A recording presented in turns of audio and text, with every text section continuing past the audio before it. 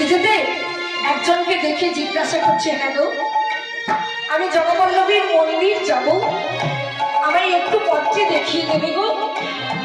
তাড়াতাড়ি করে দেখে বলছো, ওই তো গো, হয়তো চলে এসেছো, দেখো দেখো তুমি তো জগবল্লভীর মন্দিরের কাছেই আছো।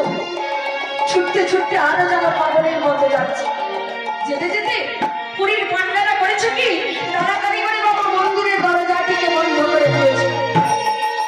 যেই বন্ধ করেছে, পুরীর পান্ডা দিকে কি অনুনয় ভক্তে বলে উঠছেন, বাবা ঠাকুর, ও বাবা ঠাকুর, আমি আপনাদের কোনো চুরি ডাকাতি করতে আসিনি গো, আমাকে দয়া করে একেবারে দরজাটি খুলে দেয়, আমি একেবারে দর্শন করেই চলে যাবো বাবা ঠাকুর। কিছুতেই খুলছে না। পুরীর পান্ডারা দেখে বলে উঠছে, পাগল, দেবালয়ে ঠাকুর দর্শন করতে গেলে জানিস কি করতে হয়? কি করতে হয় গো? আগে দর্শনে পয়সা দিতে হয়, তারপর দেবালয়ে ঠাকুর দর্শন করতে হয়। বাবা ঠাকুর, আমার কাছে তো কিছুই নেই, একবার দয়া করে দরজাটি খুলে দেন। কিছুতেই যখন খুলছে না, পুরীর পান্ডাদের কথা না শুনে জয়া খাবার তাড়াতাড়ি করে বাবা দরজাটি খুলে দিয়েছে। যেই খুলেছে, পুরীর পান্ডারা করেছে কি, এক কাছে বেত্র ভাবে নিয়ে চিৎকার করে বলেছে,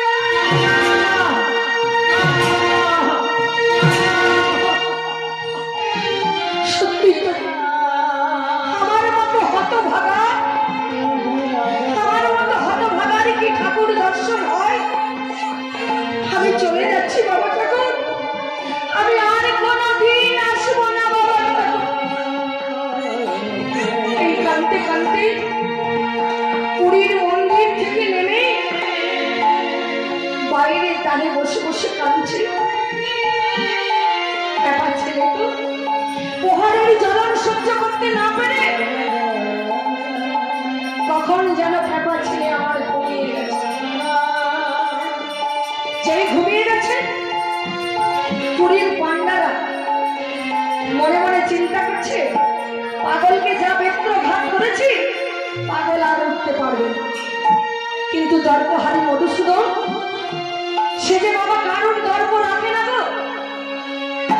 নিজে বললেন কি, একটি ব্রাহ্মণের বেশ ধারণ করে জয়া খাবার কাছে গিয়ে প্রত্যাদেশ করছেন, খাবা এই খাবা কি না, না আমি আর দেবালয়ে যাব না, আমি আর দেবালয়ে ঠাকুর দর্শন করবো না, আমি চলে যাচ্ছি না। এই খাবা ছেলে, ওরা শুধু তোকে মারেনি রে, দেখ দেখ তোকে গুলি গুলি জঘা বেত্র বাড়ি করে প্রহার করেছে, জঘা প্রহার আমার পৃষ্ঠে এসে পড়েছে রে। বাবা ঠাকুর, তুমিও কি সেই আমার মতো হতভাগা? তুমিও নিশ্চয়ই দেবালয়ে ঠাকুর দর্শন করতে গিয়েছিলে না? তাই তো, তাই তো ওরাও তোমাকে প্রহার করেছে। আমি কি জানিস তুমি কে গো? তাহলে দেখবি আমি কে, তাহলে এই দেখ আমি কে।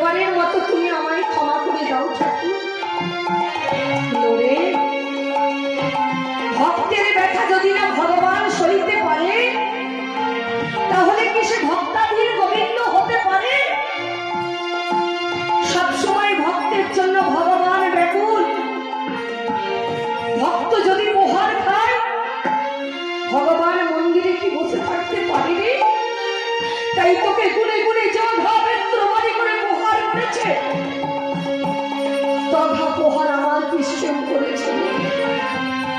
এসো ঠাকুর, এসো এসো, আমি তোমার অঙ্গে হস্ত বুলিয়ে দিয়ে এসো। ঠাকুরের অঙ্গে পদ্ম হস্ত বুলিয়ে দিচ্ছে, দিতে দিতে বলছে, ওরে ওই যে সমুদ্র কূল বয়ে যাচ্ছে, ওই সমুদ্র কূলে গিয়ে তুই খালি বাবা একটা ডুব দিয়ে। না ঠাকুর, আজ আমি তোমায় যেখানে পেয়েছি, তোমায় ছেড়ে আমি কোথাও যাব। যা না বাবা, যা, একবারে যা। না ঠাকুর, তুমি বলো আমায় ছেড়ে যাবে না? না রে বাবা, তুই ছেড়ে আমি কোথাও যাব, আমি এখানেই আছি। যা, যাবো ঠাকুর। হ্যাঁ রে, যা, যা না বাবা, যা। তুই যাবার বেলা শুধু বলে যা, আর কোনদিন দেখা হবে না।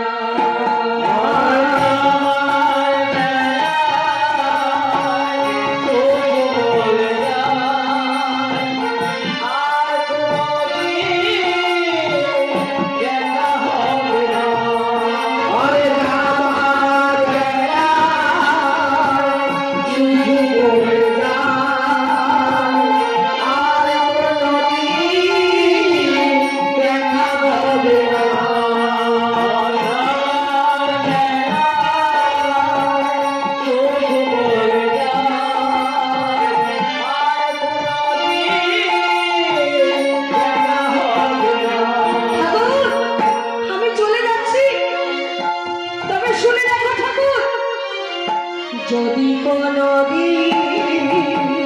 হয় দেখা মনে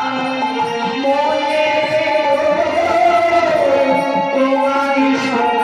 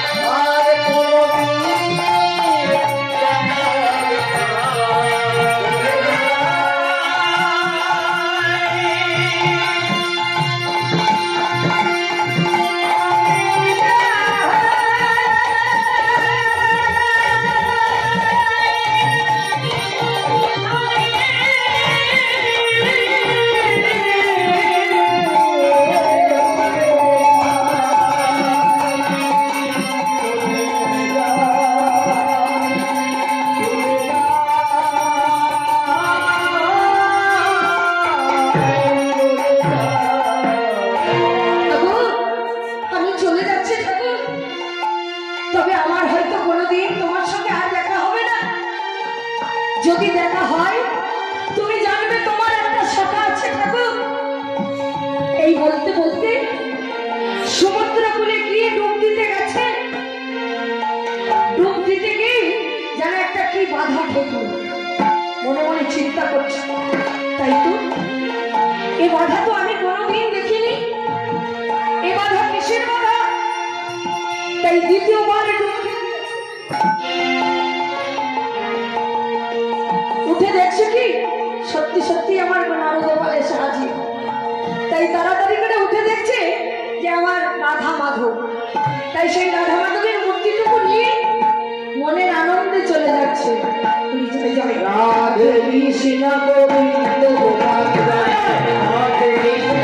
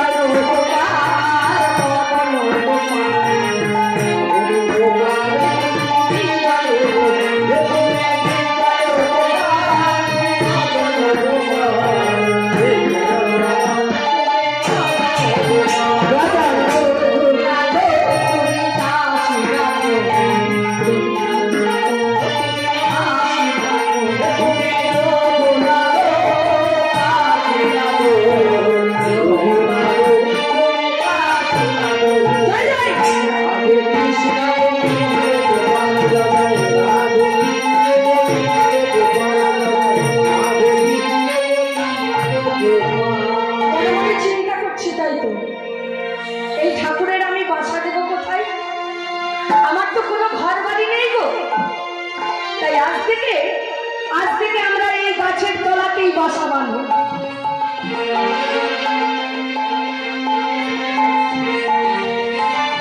গাছের তলায় বাসা বাঁধছে।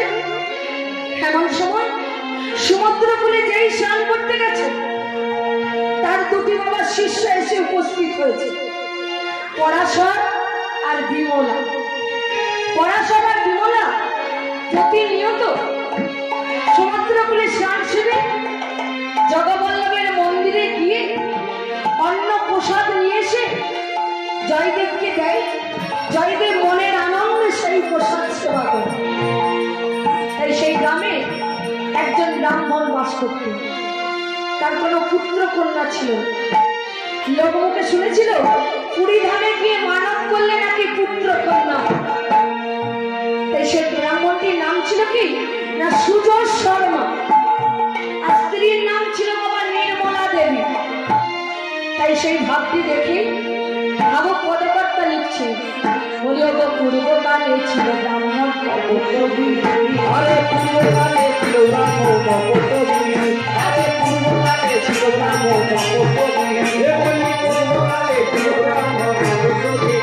আমার জগন্নাথে সেদিন বসিয়া ছবি, আমার জগন্নাথে সেদিন পাইয়া নবী, আমার জগন্নাথে সেদিন পাইয়া ছবি, আরে জগন্নাথে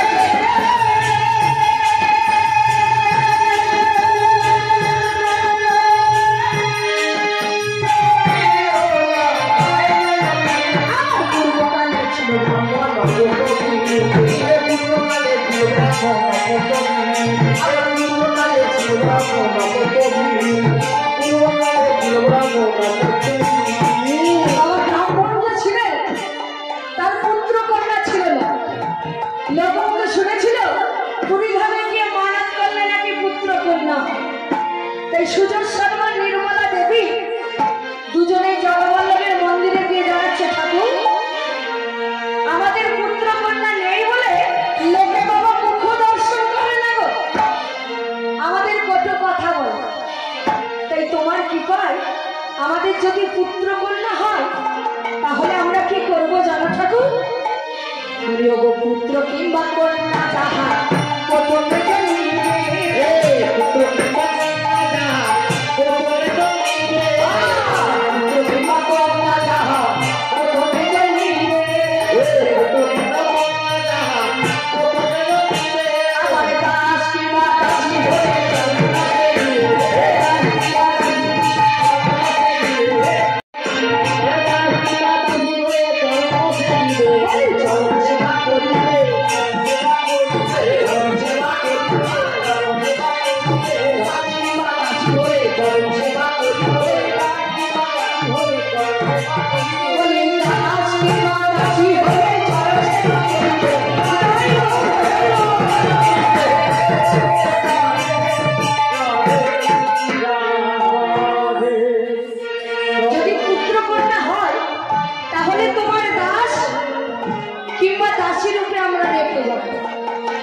সুজয় শর্মা নির্মলা দেবী দুজনেই বাবা মানত করে বাড়ি ফিরলেন।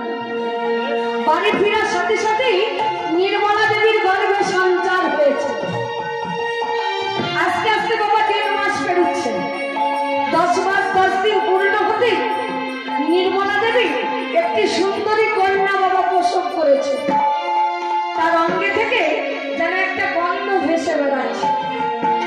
তাই আদর করে নাম রাখছেন কি বলি অঙ্গে পদ্ম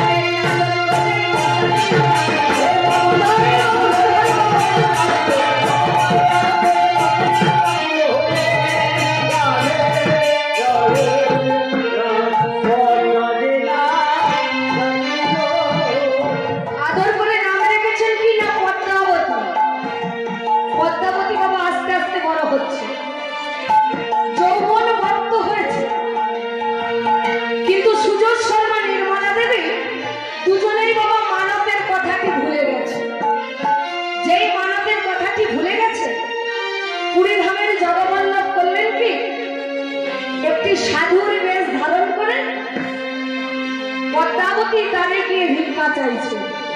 বলি ভবতী ভিক্ষা দেহি মাতো, ভবতী ভিক্ষা দেহি মাতো। যেমনই গিয়ে দাঁড়িয়েছে, পদ্মাবতী করেছে কি একটি পাত্রে কিছু তন্দুল নিয়ে, অর্থাৎ চাল নিয়ে বোমা অতিথিকে দান করতে গেছে। অতিথি পদ্মাকে দেখে একেবারে হো হো করে হেসে উঠেছে। যেই হেসে উঠেছে, সাধুর কাছে গিয়ে পিতা জিজ্ঞাসা করছে, আচ্ছা বাবা ঠাকুর, আপনি আমার কন্যাকে দেখে হাসলেন কেন? আমি কেন হাসলাম জানো? তোমার কন্যা কোন দেবতার মানত করা কন্যা। আচ্ছা বাবা ঠাকুর, আপনি কেমন করে জানলেন গো যে আমার কন্যা কোনো দেবতার মানত করা কন্যা? আমি কেমন করে জেনেছি জানো? বলি আমি খবরই পেতে যেতেছি, আমি খবরই পেতে যেতেছি, আমি খবরই পেতে যেতেছি, আমি খবরই পেতে যেতেছি, আমি খবরই পেতে যেতেছি, আমি খবরই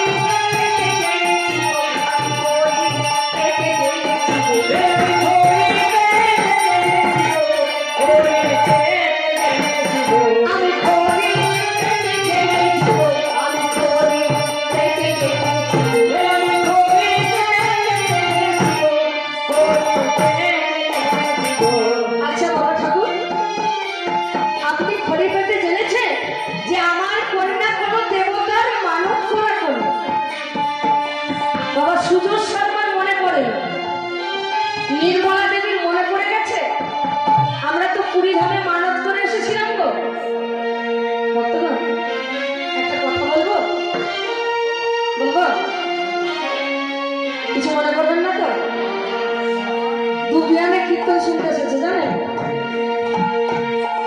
একটা ছেলের মা একটা মেয়ের মা। ছেলের মা কীর্তন খুবই ভক্ত জানেন, মেয়ের মা কীর্তন টীর্তন ভালোবাসত না। তা কীর্তন শুনতে বসেছে, বাবা মেয়ের মা করেছে কি ঘুমিয়ে গেছে। যেই ঘুমিয়ে গেছে, লাইটের আলোতে দেখুন ছোট ছোট ব্যাঙগুলো লাফালাফি করছে না, ওই লাফাতে লাফাতে বাবা বিয়ানের মুখেতে গিয়ে পড়েছে। যেই পড়েছে, মনে মনে চিন্তা করছে হয়তো কীর্তন শুনতে এসেছিল, বিয়ান আমাকে একটা পান দিয়েছে, তাই ব্যাংকটিকে গান ও গান করে খুব ভালো মতো করে চিবিয়েছে। যখনই কীর্তন ঠাকুরের কীর্তন গানটি হয়ে গেছে, অমনি জিজ্ঞাসা করছে, আচ্ছা বিয়ান আমার গান শুনলেন গো? না নুন নুন, ঝাল ঝাল, কষা কষা। তাই বলি ঠ্যাং হাত মিলে এরকম করে হাত করে ঢোলে, বলি ব্যাং করে যাবে গো, করে যাবে গো, করে যাবে গো।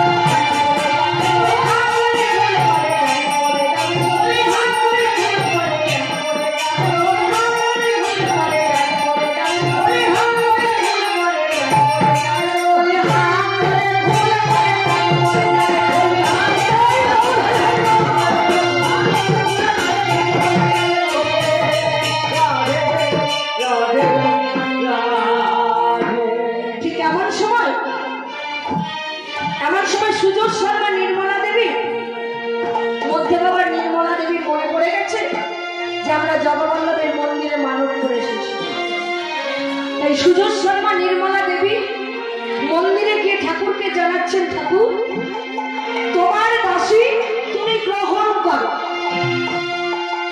তাই ঠাকুর আমার দৈব বাণী করলেন, সুজাস বলি নইনু তোমার কন্যা হলো দাসী, নইনু তোমার কন্যা হলো দাসী, আজি নইনু তোমার কন্যা হলো দাসী, নইনু তোমার কন্যা হলো দাসী। আবার তুই আগে দাস মোর বিরোধই হো দাসী, আবার তুই আগে দাস মোর বিরোধ দাসী, তুই আগে দাস মোর বিরোধই হো দাসী, আবার তুই আগে দাস মোর বিরোধ দাসী। সোপে দাও সোপে দাও, সোপে দাও সোপে দাও, সোপে দাও সোপে দাও,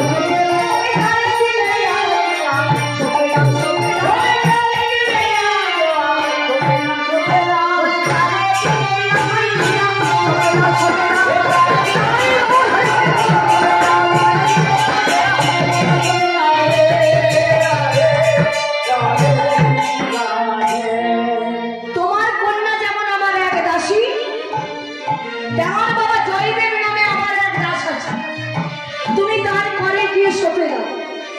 তাই সুজোর শর্মা নির্মলা দেবী জয়দেবের অন্বেষণে বেরোলেন। খুঁজতে খুঁজতে গিয়ে দেখছেন কি একটি গাছের তলায় বসে জয়দেব ধ্যান করছে। শাস্ত্রের কথা বাবা, ধ্যান ভঙ্গ কথা ছিল, দাম্পত্য প্রীতি ভেঙে গেল, শিশু মাতৃ বিবেদিশন ব্রহ্ম হত্যার সমাপ্ততা। যদি অসময়ে কারোর ধ্যান ভঙ্গ করা তাহলে বাবা ব্রহ্ম হত্যার দায়ী হতে। তাই সেই গাছে কিছু পাখি বাস করত। এমন সময় ঠাকুর আমার মনে মনে চিন্তা করছে, বাবা আমার যেমন দাস আছে তেমন আমার আগে দাসী এসেছে।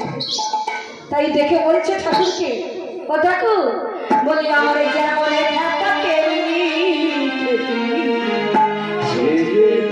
ভালো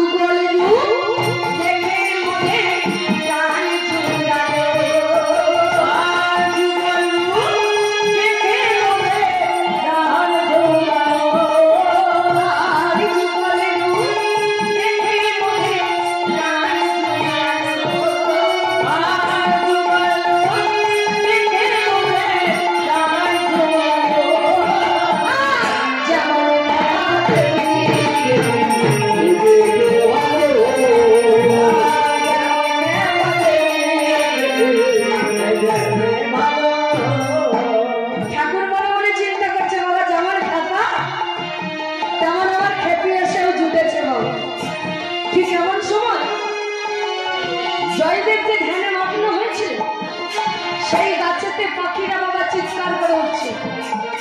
যেই পাখিরা চিৎকার করে উঠেছে অগ্নি জয়দেবের ধ্যানটি বাবা ভঙ্গ হয়ে গেছে।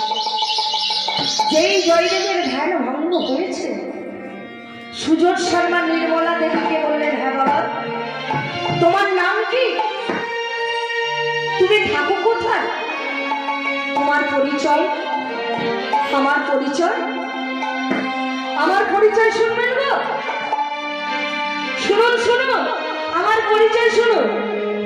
বলি ওই গাছের তলায় বসতি